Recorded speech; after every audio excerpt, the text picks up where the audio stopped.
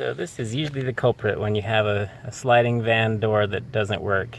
I replaced the one on the other side and it was completely gone, this little wheel here, but on this side it's just almost about to fall off. It's way too loose, and so sometimes when the door's rolling, this will shift and then jam the door.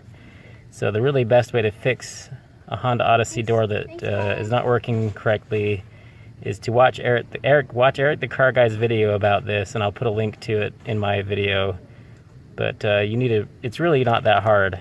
I know how to change brakes and change oil. I don't do a whole lot of car work, but I could do this. It just took me about, a couple hours of work. Saves you a lot of money not having to go to the mechanic, and this part is about $50 for each side. I bought it on Amazon. So there's the part number for the driver's side. Sliding door is 72561 SHJ-A21, and this is the one for the driver's side. This is the bad one I took out.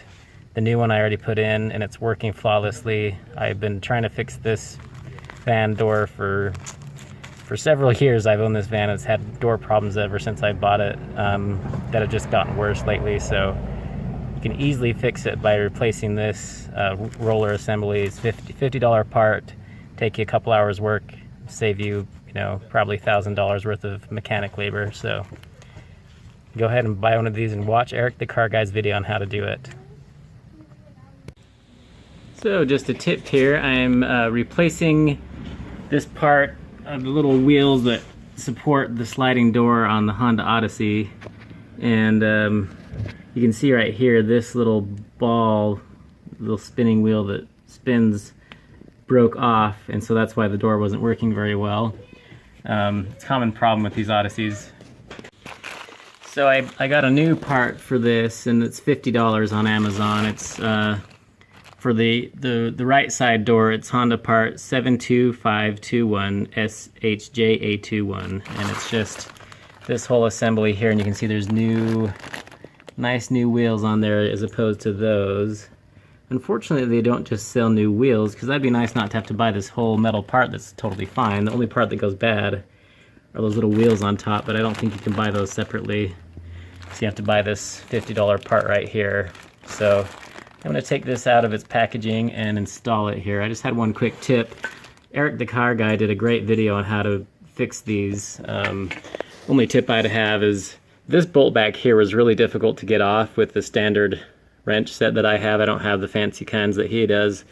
So I had to get that off using one of these type of, flexible adjustment things that I could attach onto this it takes a 12mm socket, but right here there was not enough room to get even my little socket wrench here was not enough room to get it in there.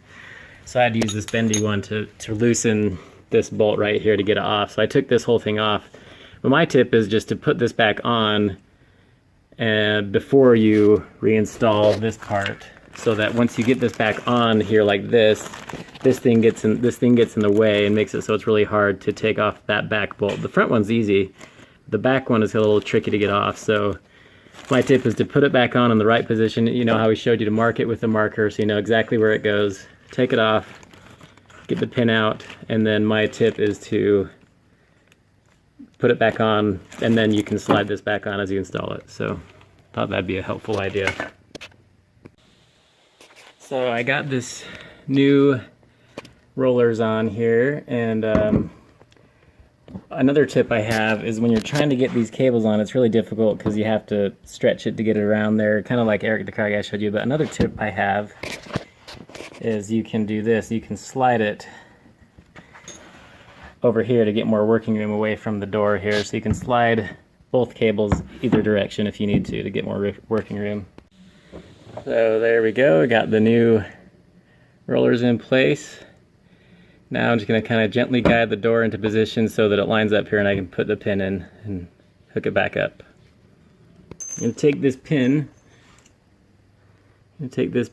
and insert it here, but I have to get it lined up just a tiny bit better. There we go. We got that pin in, and the little retention clip that goes on top right there clipped back on. And it's looking good. We got those new rollers in there. Let's see how this works. Now I'm going to release the pressure off the door. Good, it's still holding up. At one point I had to move the door around and it came out from up here and I had to push it really hard to get it back up into this track up there. So be careful when you're working with the floor jack and holding the door up that you don't let it fall out of the upper track or don't let it slide. It was a close one. Anyway, let's see how the door works now. See if it's working better.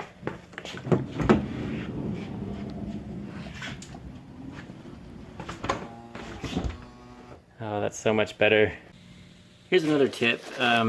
Before you unwrap the part that you bought, take the door off like Eric the car guy shows in his video and make sure that it's damaged like this. I mean, mine was obviously damaged and missing the wheel and not working appropriately, so I left it in the package here until I saw and verified that this was actually broken and needed to be replaced. This is a $50 part. It's kind of expensive, so I went ahead and ordered it on Amazon so I knew I could return it if it wasn't this part that was broken, and then I took it apart and found out that it was broken, and so then at that point I unwrapped it from the wrapper. So use that to make sure that you could take it back if you had to.